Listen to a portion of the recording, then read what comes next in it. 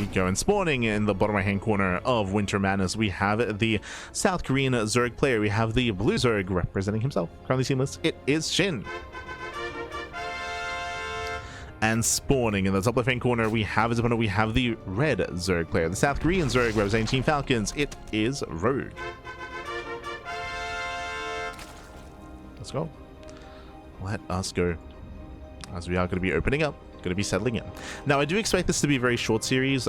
Players like Rogue, Shin, Solar as well are hyper aggressive, and often we do see a lot of all-ins, a lot of aggressive mid-game plays as well. I'd be very shocked and surprised if we build up to 3 bases in a more macro fashion. If there's no Link Flood, if we join up to 3 bases and go into Roach Wars from there. It's very rare to see that amongst the Korean Zerg players, but there is a chance.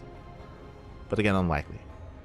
For now, Hatchcast Pool, standard openers out of our 2 players. What we're really going to be looking for here is the timing of the 3rd base, the timing of the Baneling Nest, the timing of the Evo Chamber, and the timing of the Roach Warren. All the tech structures here, depending on when they get thrown down, can be more or less aggressive. We can cut some corners, we can be more greedy, we can be more aggressive. There's different kind of avenues here available. But now we're opening up. We are going to be opening up. The first sign is whether or not anyone decides to try to skip their Baneling Nest, and whether anyone gets an early Evo Chamber.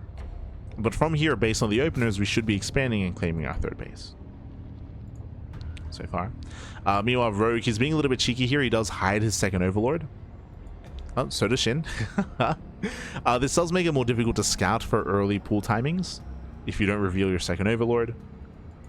So they're both staying at home, and they'll both soon be revealed.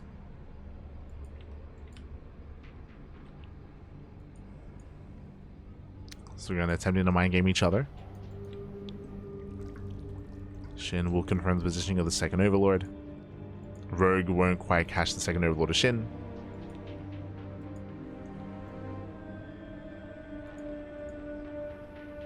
From here we drone, from here we saturate. We drone, we saturate. Link speed is on the way. From here, we're pulling 1 out of gas. We should be doing the same thing across the map. Yep, so standard follow-up here. If we were staying in gas, then that would be indicative of a Link Bane flood, like a Link Bane early aggression. Because we're pulling out here, there's just a standard response into a standard Baneling Nest timing.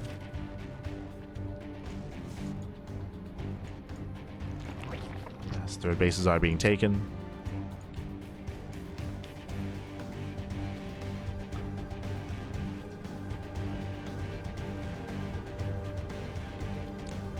They're the safety Baneling Nest.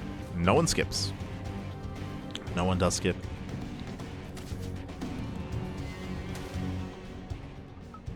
Now, next week's sign we're looking for here is any kind of big Link Flood. For now, we're droning, we're saturating. We'll see if anyone does make a big surge. So far, we have 6 links on the way for Shin, which is standard. If we get up to 16, different story.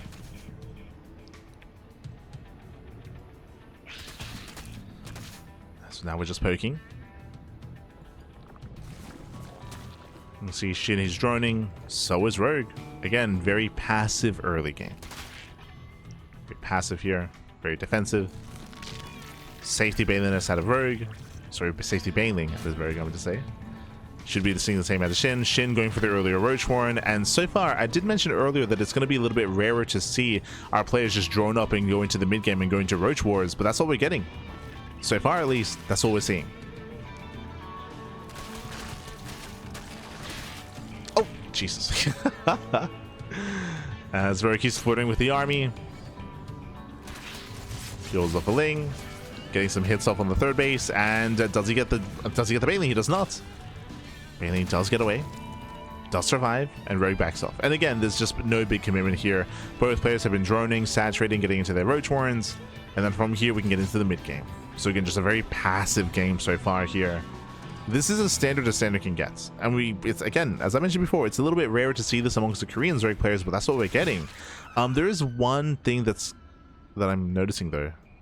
Yeah, no lair. Okay. So I almost spoke too soon here.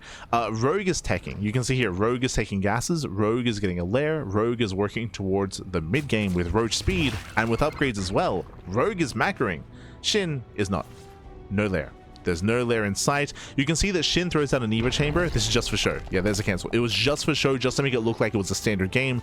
It's not standard. Shin, he will commit with an early roach push. So here come the early roaches. He does move out. He drones up behind this, so this is actually a fake out. Okay. So late lair, late gases, late droning out of Shin, but these roaches move out, they get revealed to this overlord, and Shin is not reinforcing, by the way. This is a fake move out. It's a fake push designed to make Rogue make an army. So Shin, he should not commit.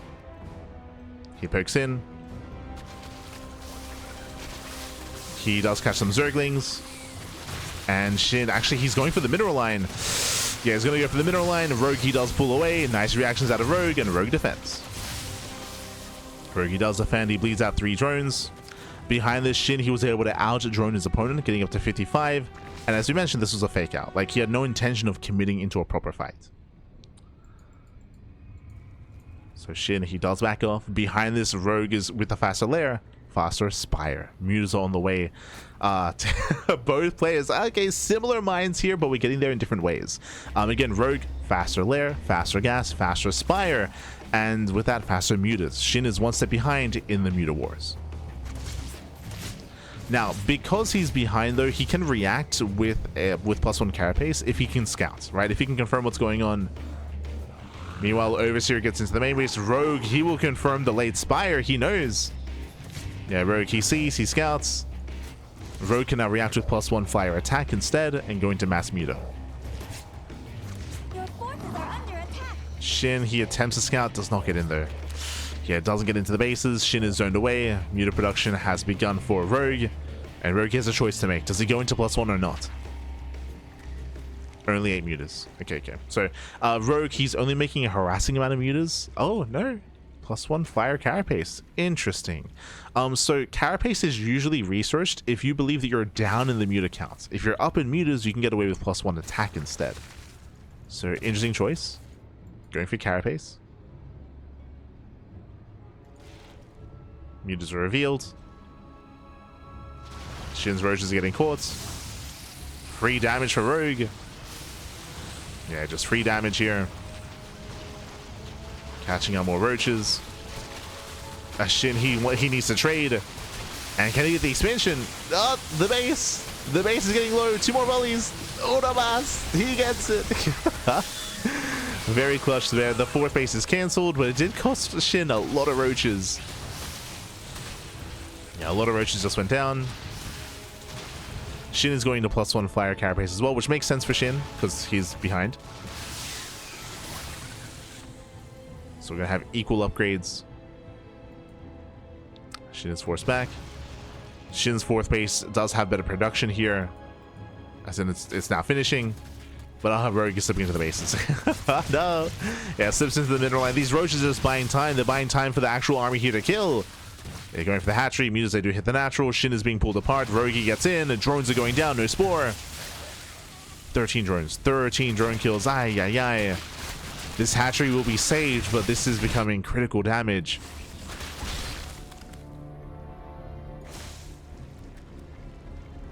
As Rogue is switching out of roaches into +1 melee into Ling muta. And so should Shin. Looking at the muta counts here, we have 21 mutas against 17. So again, we have more mutas for Rogue. On top of that, we have a slightly faster upgrade to Rogue as well. Slightly faster. And Rogue is up 20 drones. That's maybe the more important thing, really. Rogue, he has almost full saturation here. Shin is struggling. Now, in a mirror matchup, how do you recover from this kind of game state? Run-bys. Ling run-bys, Ling counterattacks, Baneling run-bys, like, that's what you have to rely upon. It's difficult to pull that off on ZVZ, though, because of the map control that you have with Overlords. So this is a really rough position for Shin. Very, very rough. He's playing from behind, essentially. With mutas, because of how fast they are, you can maybe try to outposition. Speaking of, does catch an Overseer. At the same time, Rogue, he's just flooding straight into the natural. Speaking of being out of position, Shin is out of position. He's racing on over. Lings, they flood into the mineral lines. Mutas, they pull away. And Queens are going down. Drones are going down as well. Critical damage here at the natural. At the same time, Shin attempts his own run by, but Rogue, he can afford spine crawlers. He can afford the spines. I would say these mutas, they could have hit the northern base. They could have hit this expansion. So there was a missed opportunity. The mutas, they raced back home. There was nothing to defend against. Like the spine crawlers, they held their own. So I do think that Rogue could have achieved more damage, but at the same time, he's ahead anyway. Like he's like he still killed 12 drones. He still killed 12 workers. Like Rogue is still fine. As you mentioned, because he's ahead, he can afford 2 spine crawlers here on the other side as well. Oh, mutas, they just engage. They came in. Yeah, Shin, he just said screw it. He A moves in, and Shin will not win this fight. He will not win this fight. There are too many mutas here for Rogue. Rogue, he will dominate, and with that, Rogue, he will claim a lead in the series.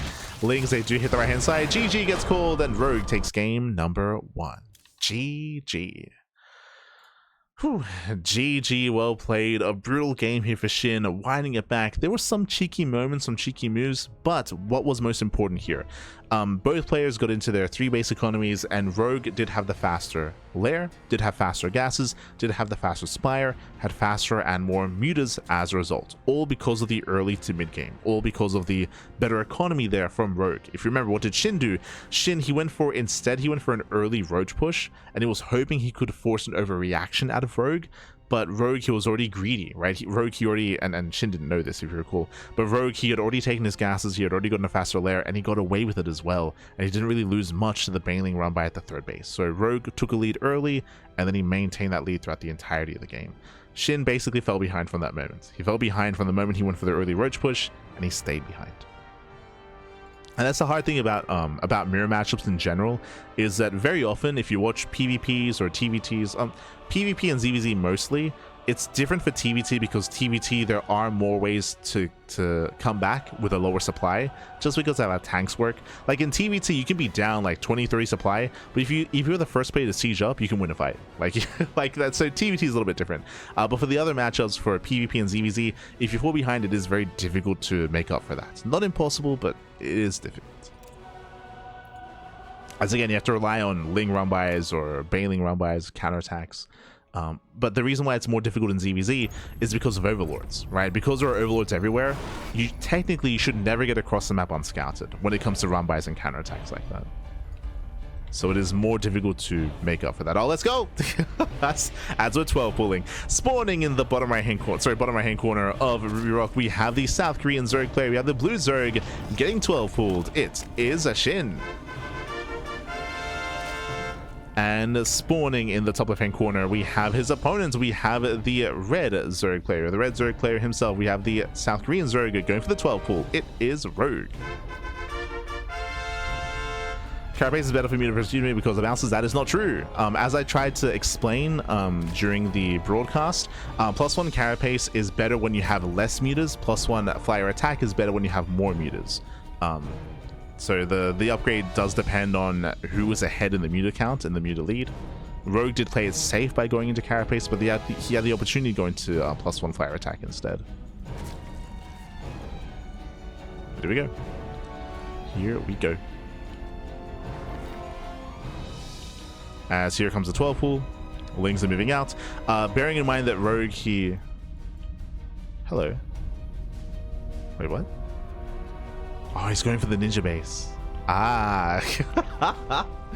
Okay, the mind games. So a couple of things here. A 12 pool is not an all-in. Bear that in mind. A 12 pool is technically a macro build. It is designed to get you ahead and then to macro into the mid game. Because Rogue didn't go for the natural, he's making it look like a 12 pool drone pool 1 base all-in. Like he's making it look more committed than it is. So when the Overlord shows up and when Shin sees no expansion, he should have a knee-jerk stronger reaction to this. When really, Rogue is going for a standard 12 pool just with a hidden natural instead. So this is less committed than it is, and he wants to force an overreaction. As Lings, they do arrive. They poke away at the natural. Ooh, yep, Shin, he responds to spine crawlers. And because Shin sees no natural base, in Shin's mind, he might even think that it's okay to lose his own expansion, as he is not pulling the boys. Yeah, you can see here another spine crawler. This is an overreaction. Against this build, you can pull the boys and fight with your Lings and defend. But these spine crawlers make it look like he's ready to lose his base. And he will. He will lose the expansion. Aye. And again, if Shin knew, if he knew there was an expansion across the map, he would have fought for this. He would have fought for the base instead. But he gives it up. He gives it up, and Rogue takes the lead. Yeah. Even here surrounding the Lings, getting better pickoffs. He knows that he's going to kill the base, so why rush? Getting more value, more damage. Kills the expansion. Gets the hell out of here. And Rogue has, and now he sees. No, now Shin sees. Now Shin sees the base, and now Shin is all in. Shin is going for the Bane the Nest, is going for Ling speed. Shin is completely all in at this point. Feels bad, man. Winding it back, just to quickly touch on the defense here. If Shin was aware that there was a base, then he would not have gone the spine crawlers. As you saw, the spines were useless. The spines didn't do anything. The spine crawlers would have been useful if it was like a 12-11 or a 13-12 or a one base all in, right? Then the spines would have been useful, but here they were a waste. The spine crawlers were a waste. He could have pulled the boys, could have defended his natural. Rogue with the mind games. And it's all or nothing for Shin.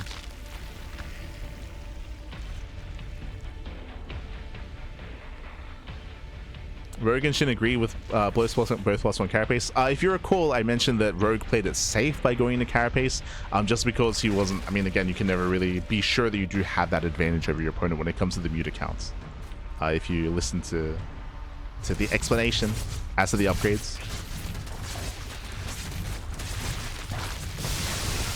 As Banelings, they roll in. And we pick up a couple of Lings here. The Queens are in position so far. One Queen gets surrounded. Not bad. One Queen is surrounded. Can we deny the Banelings? There's two Banelings all the way. Oh god. One finishes. Both finish, actually. Yeah, both two completes. They both go off. And again, Shin, he has to end the game. Bappy. Oh. He does have to end the game. So far, he's dealt no major damage. Rogue is still ahead. Shin peeling off some Lings, trying to be cheeky. He gets spotted, he gets shut down.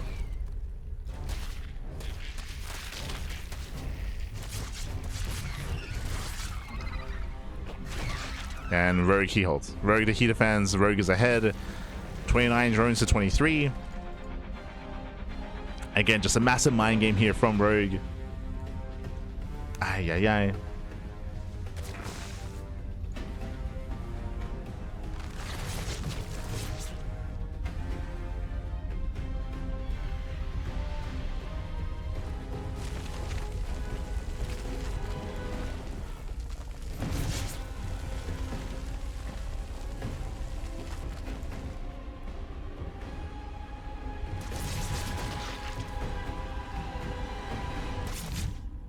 Yes, from here, Rogue just has to drone. Just drone up, get his third base, contain his opponent, and get further ahead. From Shin's position here, the best chance he has is to turn this into a two-base all-in. Shin is going to have a faster lair. He can go for a Nidus all-in from here. He can try to go two-base Muta, I suppose. It's taking all four gases, so there are a couple of tech options available here, whether it's Nidus all-in or Muta play. Like, Shin, he has to think outside the box here. I think outside the box. He's also hoping that Rogue doesn't scout. Because Rogue has a later layer, Rogue has no Overseer. So true, Rogue has limited scouting information. He has limited scouting.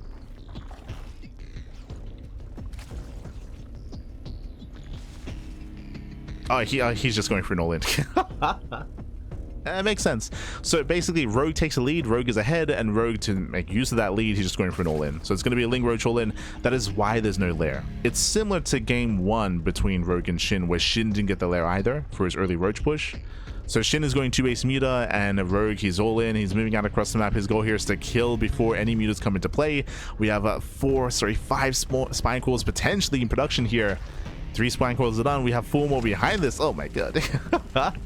We have a forest of spines. And Shin, he's hoping, he's praying, Pappy. I hate these Lings. They're buying time. They're distracting. They're trying to distract. We have how many Banelings? We have 12 Banelings, soon to be 15. Oh my god. A lot of them stack. Very nice connections for Shin. Shin, he connects as best he can. Oof. Banelings, they smash in, spine crawlers are going down, and Rogue is on it. Rogue is on it. He has broken the natural here. Boys are being pulled. Lings, they flood on in. And we have 4 more spines on the way. They're slowly finishing up. We have more lings in production as well, but there's a Bailing. Yeah, Bailing is being held on to, connects with the spines. GG gets called, and Rogue, he will claim the series 2-0. GG. Whew. GG, well played. Rogue, he will claim the series. He will advance on to the decider match. GG, well played. Again, a very cheeky build here by Rogue. Once again, just to reiterate, Rogue, he went for a hidden natural base to make it look like he was 1 base all in. He made it look like he was either going for a 12-11 or a 13-12, when really he was just going for a 12-pull expand. And Shin, he did overreact. Or I say he overreacted. He did react correctly to what he had spotted, but again, he got metagamed essentially. He got metagamed, he got mind gamed.